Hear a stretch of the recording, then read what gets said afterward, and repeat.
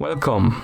In front of me I have Apple Watch Ultra and I'm gonna show you how to uninstall applications on this watch. First we need to wake up the screen on our watch, and you can do it by pressing any of the buttons. Once you wake up the screen, press the crown button to open the menu.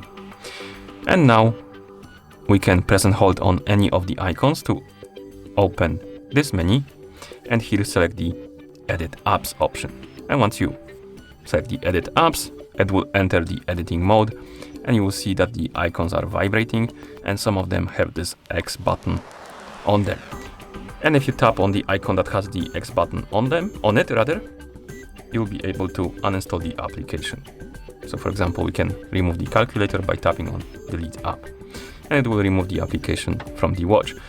For example, this one, like that, and you can remove every app that has the X icon on it.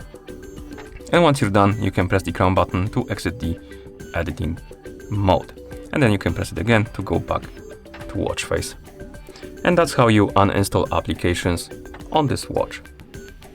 Thank you for watching. If you found this video helpful, please consider subscribing to our channel and leaving a like on the video.